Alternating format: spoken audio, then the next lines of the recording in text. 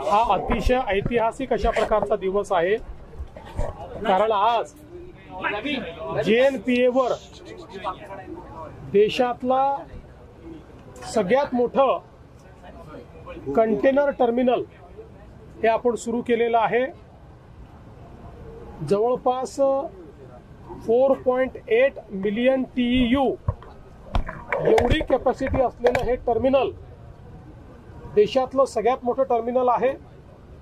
आणि हे टर्मिनल सुरू झाल्यामुळे आता देशातली सगळ्यात मोठी कॅपॅसिटी ही महाराष्ट्रामध्ये तयार झालेली आहे। आणि आता महाराष्ट्राने देशातल्या सगळ्या राज्यांना मागे टाकलेलं आहे। आतापर्यंत गुजरातमध्ये 8.2 मिलियन TEU एवढी कॅपॅसिटी होती, जी सर्वात मोठी होती। आता महाराष्ट्रातली आपली कॅपॅसिटी किंवा JNPA ची कॅपॅसिटी ही 10 मिलियन TEU एवढी झालेली असल्यामुळे आज आपण देशामध्ये नंबर 1 झालेलो आहोत।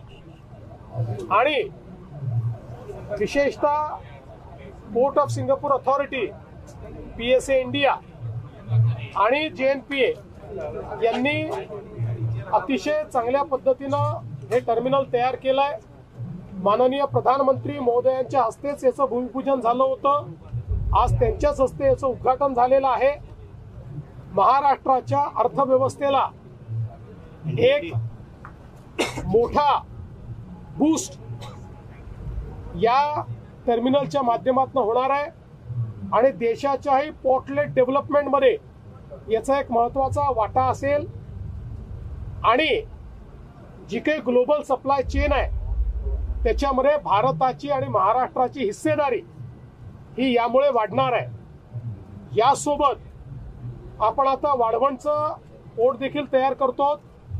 आणि वाढवण पोर्ट तयार झाल्यानंतर पुढचे 100 वर्ष महाराष्ट्र हा देशाचं जे काही मॅरिटाईम रिव्होल्यूशन आहे, सागरी व्यापाराची क्रांती आहे, त्या क्रांतीचं नेतृत्व करेल अशा प्रकारची व्यवस्था आज उभी झालेली आहे। म्हणून आजचा दिवस हा महाराष्ट्राकरता आणि भारताकरता अतिशय ऐतिहासिक आहे।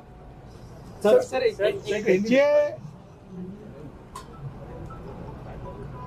GST काउन्सिलने जे रिफॉर्म्स केलेले आहेत त्याचं आम्ही स्वागत करतो। देशाचे प्रधानमंत्री नरेंद्र मोदीजी यांच्या दूरदृष्टीने वन नेशन वन टॅक्सच्या रूपानं